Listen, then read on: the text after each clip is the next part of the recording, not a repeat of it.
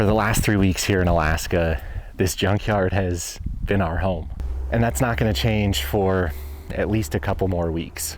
And while it might not be the most picturesque campground on the banks of a river or with beautiful views all around you, I'm actually super grateful to be here. I mean, sure, the views from camp include some broken washing machines and an old box truck and a bunch of wrecked vehicles, but I'm honestly super grateful to be broken down here.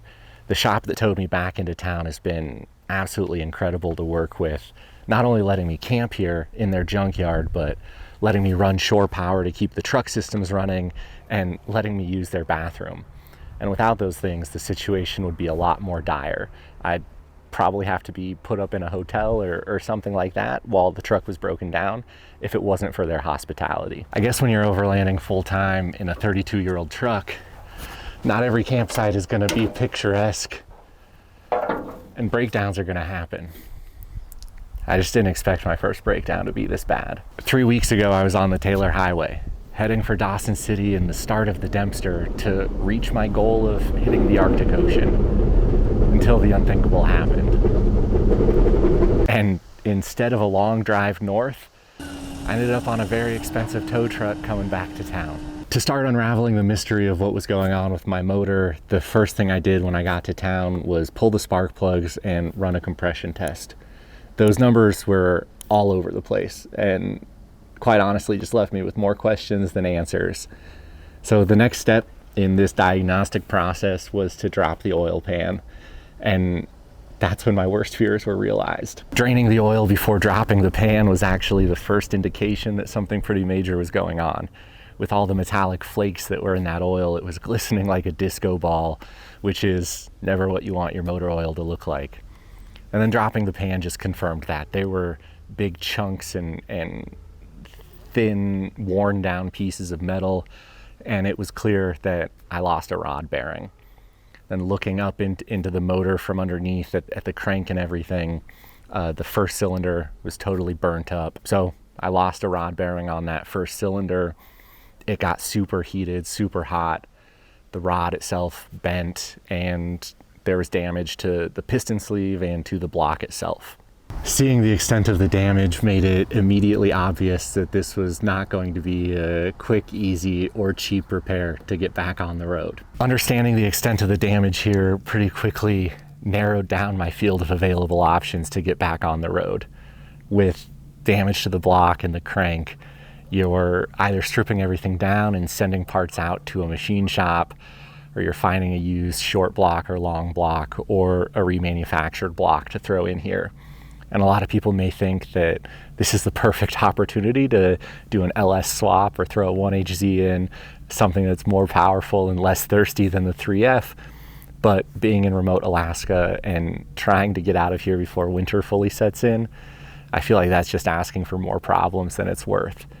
Maybe in a future life I'll be able to do something like that, but for now I'm pretty constrained to sticking with the 3F platform that's going to be an easy drop-in solution. So with the help from folks on forums and friends back home, I was able to source a couple of used long block options, one of them actually just outside of Anchorage, which comes with its own pros and cons. A 3FE out of an 80 series, I'd be able to drop in here, throw my manifolds on, and pretty much be ready to hit the road, but it's a used high mileage motor. And while the compression test looks good and it was running when they got it, but it hasn't ran in a couple of years, you don't get that level of comfort and you know, that feel good in your gut that it's going to be the motor to take you another 500,000 kilometers down the road. It would get me back to the lower 48 and in a better spot to do a rebuild in my driveway, but that kind of feels like doing the work twice. So the pros here are that it was already in Alaska and that it was relatively cheap, but I didn't feel great about that option. And then again, with some help from a friend back home, I was able to find a remanufactured 0 mile 3F out of a 9170 series, machined, honed, OEM spec internals, truly a 0 mile motor. This again comes with its own set of pros and cons. The pros of a 0 mile motor, obvious. It is something that I'll be able to maintain from day one and hopefully get well beyond this 500,000 kilometer mark. But the cons here are that it's obviously the more expensive option, and it's in California, so it's farther away and it's going to take longer to get here. But ultimately, I think it's this idea of buying it once and crying once, spend the money and the time up front to really feel like I'm doing the right thing and to do it properly the first time around. And so that's where we're at. Luckily, this remanufactured motor was already built and tested and on a pallet ready to ship out the same day. So it's in transit, but nothing gets up to Alaska very quickly. So we've probably got a couple more weeks of waiting before we're truly ready to get back on the road again. In the meantime, I've got plenty of work to keep me busy prepping this motor to come out. All of the accessories on it are going to go right onto the new motor. My manifolds, the alternator, water pump, thermostat housing, power steering pump, all of that stuff is going to be coming off in the next week or so and getting cleaned and prepped to install on the new motor. So I've got ways to spend my time, but I also just have a lot of time on my hands to sit and think, and that's a blessing and a curse. It's definitely kind of hard not to beat myself up over the situation that I'm in and ask all those, those what ifs. What if I had spent more time prepping the truck for this trip, gone deeper into an engine rebuild, the coulda, shoulda, woulda. What if I had enough knowledge to sort of recognize some of these symptoms and take preventative actions before they turned catastrophic? All of that stuff is certainly in the back of my mind, but it's all a learning experience, albeit an expensive one. But in the grand scheme of things, I just keep telling myself it could have been a lot worse. There are worse places I could have broken down. There are worse places to be trying to do an engine swap. I'm honestly just full of so much gratitude for the way this is playing out, recognizing that it could be a heck of a lot worse, but the learning and the growth and the challenges are all part of the adventure. And yeah, maybe it has derailed the northern portion of this plan.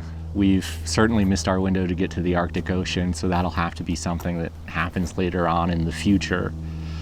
But we may get back on the road with time still to see more of Alaska, depending on the weather. We'll really just play it by ear.